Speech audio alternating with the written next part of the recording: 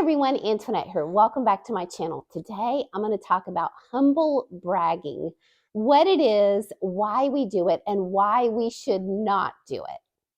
Harris Lee Whittles, the late comedian who unfortunately died at the young age of 30, came up with this term, humble bragging, in 2010.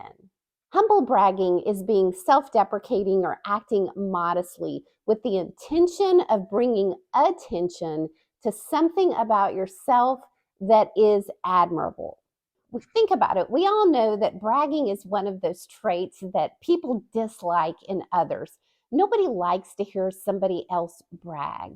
So a lot of times people think, well, how can I get it across to somebody, this great quality about myself, without bragging? So therefore, they do the humble brag. And no doubt you've heard this either when somebody is interviewing, when somebody's on a date, somebody's meeting somebody for the very first time, and they're trying to impress the other person. So they're bringing up qualities about themselves, but they don't want to brag. Now, once I started diving into humble bragging, and I'm going to bring up some very interesting research about how it's perceived by others, I have to admit, I have done it as well. And now that I'm learning more about it, I'm realizing it's worse than even bragging.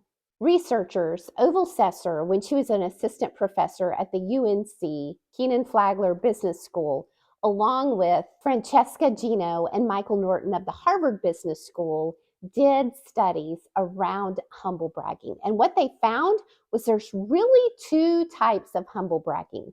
There's those that fall into the category of humility and those that fall into the category of complaints.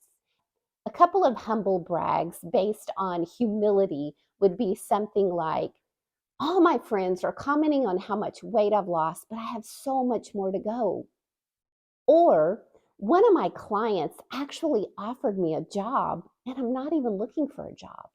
The second type of humble bragging is based around a complaint.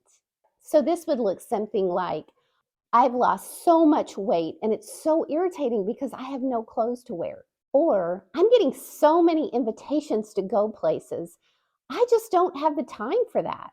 What's interesting is what the researchers found is when they asked people about the likability and the competence of the people who were humble bragging, they realized that people would rather hear others brag than humble brag. At least when somebody brags, they're outright telling you the truth without trying to cover it up with false humility or a complaint. As their research suggests, and as they're quoted as saying, sincerity is desirable and is seen as particularly fundamental to a person's identity. So the next time you find yourself tempted to humble brag, just remember that people are smarter than we give them credit for. They can spot a humble brag.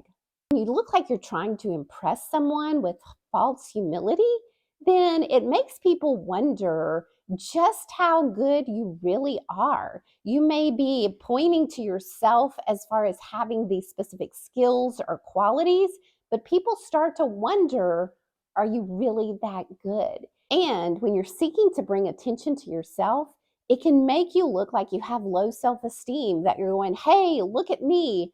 And in some ways, it can even make you seem desperate. But don't start using this as an excuse to brag on all of your great qualities.